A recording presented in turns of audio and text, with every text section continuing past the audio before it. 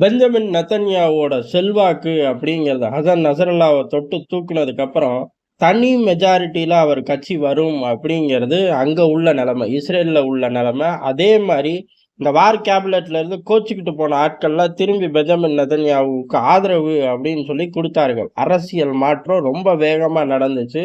Benjamin நெதன்யாவு வாழ்க, இஸ்ரேலோட பெரும் தலைவர் பெஞ்சமின் நெதன்யாகுன்னு கோஷம் அவர் காதுல கேட்கிற வரையும் விடவே மாட்டார் அப்படின்னு நம்ம சொன்னோம். அதே மாதிரி கோஷம் அவர் காதுல கேட்டுருச்சு. கேட்ட செகண்ட்லயே நிலைமை மீண்டும் தலைகீழ மாறிடுச்சு. அவருக்கு ஜாதகம் சரியில்லையோ என்னமோ. ஒவ்வொரு தாட்டியும் முக்கியமான ஹை வேல்யூ டார்கெட்டை தட்டி தூக்கும் போது பெஞ்சமின் நெதன்யாவோட செல்வாக்கு டப டப டப டபல இஸ்ரேலுக்குள்ள மேலே போய்கிட்டே இருக்கும். அப்படி மேலே போகும்போது திடீர்னு ஒரு ராக்கெட் வரும், ஒட்டுமொத்த செல்வாக்கை சரிச்சு விட்டுரும். அந்த மாதிரி தான் ஈரானோட மிசைல் அட்டாக் அப்படிங்கிறது மீண்டும் பெஞ்சமின் நெதன்யாவோட செல்வாக்க இறக்கிடுச்சு. எந்த அளவுக்கு இறக்குது அப்படின்னா, சில ஃபுட்டேஜஸ் வைரல் ஆகுது. என்ன அப்படின்னா, பெஞ்சமின் நெதன்யாகு ஈரானுக்கு மிரட்டல் தெரிவிக்கிறார். இதுக்கு பதிலடி உறுதி, நேரத்தை தேதியை மட்டும்தான் நாங்கள் குறிக்கிறோம், மற்றபடி ஏற்பாடெல்லாம் தீவிரம் தெரியுமா அப்படின்னு சொல்லி அவர் ஈரானுக்கான ஒரு மெசேஜை படிச்சுக்கிட்டு இருக்கார். அதை அப்படியே வீடியோவா ஷூட் பண்ணி அந்த ஃபுட்டேஜஸை ரிலீஸ் பண்றார்கள். அதுல மார்க் பண்ணி தலைவரோட கை கிடுகிடு கிடுகிடுன்னு நடுங்குது அப்படிங்கிற ஃபுட்டேஜஸ் இப்ப வைரல் ஆகுது. உண்மையிலேயே அவர் கை நடுங்குதா, இல்ல ஃபேன் காத்துக்கு பேப்பர் ஆடுது, அது கூட கை நடுக்குதுன்னு சொல்றாங்க பாரு அப்படின்னு ஏகப்பட்ட தியரிகள் வந்துகிட்டு இருக்கு. ஆனா பெஞ்சமின் நெதன்யாகு அலுவலகமோ இல்லை இஸ்ரேல் அரசாங்கமோ இதை ஆமான்னு சொல்ல, மறுப்புன்னு தெரிவிக்கல. இதை அப்படியே விட்டுட்டார்கள். சரி, அவர்கள் தான் விட்டார்கள் அப்படின்னா அமெரிக்க ஏஜென்சிகள் தான் ஊர் உலகத்துல நடக்க அம்புட்டை வெரிஃபை பண்ணணும். ஆனா அண்ணனோட ஏஜென்சிகள் பூரா படுத்து தூங்கிருச்சு இந்த விவகாரத்துல. சரி, இது மட்டும்தான் படுத்து தூங்குதா? சரி, மனுஷன் எல்லாருக்கும், மனிதனா பிறந்த எல்லாருக்கும் பதட்டம் வரும். அவருக்கும் பதட்டம் வந்துருச்சு. என்ன ஒண்ணு, அந்த கோஷத்தை இன்னும் ஒரு 2 நாள் கேட்டிருக்கலாம். அதுக்குள்ள பதட்டம் ஆயிட்டார். காரணம், யுத்த காலத்துல எப்படி வேணாலும் மாற்றங்கள் வரும். மாற்றங்களை யுத்த காலத்துல யாராலும் கணிக்க முடியாது, தடுக்கவும் முடியாது. இதுக்கு இஸ்ரேல் ஈரான் மட்டும் விதிவிலக்கா மாறிடும் அப்படின்னு எதிர்பார்த்தா அது எதிர்பார்த்தவர்களோட தவறு. சரி, அடுத்த கட்ட விஷயம் என்ன அப்படின்னா, உண்மையிலேயே டேமேஜ் எவ்வளவு, டேமேஜ் ஆகலை அப்படிங்கிறியே, ஃபுட்டேஜை ரிலீஸ் பண்ணு அப்படின்னு ஒத்த காலில் உள்ளூர்லையும் மக்கள் நிற்கிறார்கள், வெளியூர்லையும் நிற்கிறார்கள். ஈரானை பொறுத்தவரை 90% டார்கெட்டை நாங்கள் முடிச்சு கட்டிட்டோம் அப்படின்ட்டார்கள். 20 விமானங்கள் பறிபோயிடுச்சு, 90% சேதாரம், விமான தளத்தை மீண்டும் இயக்கவே முடியாது அப்படின்னு சொன்னோடனே வேகமாக ஒரு விமானத்தை எடுத்துட்டு போய் பெய்ரூட்ல ஒரு பெரும் குண்டை தூக்கி போட்டார்கள். விமானம் இயங்க முடியாட்டி எப்படி குண்டு போட முடியும் அப்படின்னு சொல்லி கதையை முடிக்கலாம் அப்படின்னு பார்த்தார்கள். ஒரே ஒரு விமான தளம் தான் இஸ்ரேல்ல இருக்கா அப்படிங்கிற பேச்சு கணிசமா ஓடுது.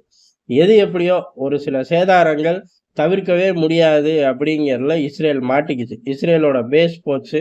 அமெரிக்காவோட F-35 விமானங்கள் டேமேஜ் ஆகி போச்சு. சேட்டலைட் இமேஜுகளும் உறுதிப்படுத்துது.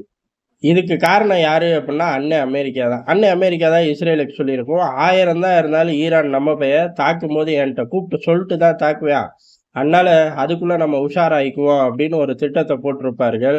ஆனா அமெரிக்காவை கூப்பிடுறதுக்கு பதில் ரஷ்யாவை கூப்பிட்டு தாக்குதலை ஈரான் நடத்திருச்சு. இந்த இடம்தான் அமெரிக்கா இஸ்ரேல் ஏமாந்து போயிட்டார்கள். ஆனா இப்படி ஏமாந்து போன வெறியில ஈரானுக்குள்ள எதெல்லாம் கை வைக்க போறார்கள்ங்கிறத பொறுத்து இன்னமும் வீரியம் ஜாஸ்தியாகும். ஹிட்லிஸ்ட் இப்பயே ரிலீஸ் பண்ணி விட்டார்கள். அங்க உள்ள நியூக்ளியர் சைட்டு, அங்க உள்ள எண்ணெய் வயல் கிணறு, இதான் பிரைம் டார்கெட்டு. இதுக்கு மேல பிரைம் டார்கெட் அப்படின்னா கமேனி. அவ்வளவு சுலபமான்னு கேட்டா, பிரைம் டார்கெட்டுன்னு இவங்க ஃபிக்ஸ் பண்ண 3மே சுலபம் இல்லை. ஆனா அதையும் தாண்டி அமெரிக்கா இஸ்ரேலை நம்ப முடியாது. எந்த எல்லைக்கும் போய் தங்களோட டார்கெட்டை அச்சீவ் பண்ணுவார்கள். தேவையான நபர்களுக்கு டிக்கெட்கள் சுத்தறதுல பெரும் சாதனையை சமீப காலத்துல பண்ணிக்கிட்டு இருக்க மைலேஜ் கையில இருக்கிறனால இதையும் சாதிக்க அதிக வாய்ப்பு இருக்கு. ஆனா பெஞ்சமின் நெதன்யாகு ஈரானுக்குள்ள ஏதாச்சும் ஒரு புரட்சியை கொண்டு வந்தாதான் அவரோட செல்வாக்கு மீண்டும் உயரும். ஏன் அப்படின்னா, காசா ஆபரேஷனை தொடங்கின உடனே ஒரு வெற்றி பாதையை நோக்கி இஸ்ரேல் ராணுவம் போச்சான்னு கேட்டா இல்ல. கடுமையான சிரமங்கள், கடுமையான இழப்புகள், அதுக்கு 10 மடங்கு ஜாஸ்தியா வரும் அப்படிங்கிறதா லெபனான்ல இன்னைக்கு உள்ள காட்சிகள். ஆனா அதை தாங்குமா இஸ்ரேல் ராணுவம், தாங்குமா? அமெரிக்கா குண்டுகளை பம்ப் பண்ணும், ஆனா மனித வளம். ஒரு பெரும் வெற்றியை சோச்சிட்டோம் அப்படின்னு அமைதியா உட்கார முடியும்னா உட்காரலாம் முடியாது. ஒட்டுமொத்த வளைகுடாவும், மத்திய கிழக்கும் பிரச்சனை தான். என்னைக்கு வேணாலும் இவர்கள் கை இறங்கும்போது, யார் வேணாலும் துள்ளி குதிப்பார்கள். அதனால 10 மடங்கு இழப்போட ஹிஸ்புல்லாவ நோக்கி லெபனானுக்குள்ள முன்னேறுறோம்லாம் கதை சொல்லிக்கிட்டு இருக்க முடியாது. அந்த அளவுக்கு இழப்புகள் இல்லாம தவிர்த்தா மட்டும் தான் அடுத்து ஈரான நோக்கி பாய முடியும். இந்த மாரி இஸ்ரேலுக்கும் இப்ப கடுமையான சிக்கல், ஈரானுக்கும் சிக்கல். ஒரு நாள் இவங்க மைலேஜ், ஒரு நாள் இஸ்ரேல், ஒரு நாள் ஈரான்னு போய்க்கிட்டு இருக்கு. இதுக்கு நடுவுல அமெரிக்காவும், ரஷ்யாவும் வேகத்த அதிகரிச்சிருக்கார்கள். இப்பதான் கதையே மாறப்போது. வெற்றி யார் பக்கம் அப்படிங்கிறது அடுத்தடுத்து வரப்போற நாட்கள் கடுமையா இருக்கும். அந்த கடுமையில இந்த 2 பயலுக மட்டும் சிக்கிறாய்ங்களா? இல்ல நடுவுல வேற யாரும் சிக்கி சிதறப் போறார்களா? அப்படிங்கிறது பெரிய சஸ்பென்ஸ். ஆனா அந்த லிஸ்ட்ல மத்திய கிழக்குல வளைகுடா நாடுகள் தான் மாட்டும். ஆனா அவர்கள் மாட்டும்போது ஆட்டோமேட்டிக்கா எண்ணெய் வயல் பத்தி எரியும்போது உலகமும் மாட்டுங்கிறது எதார்த்தமான உண்ம.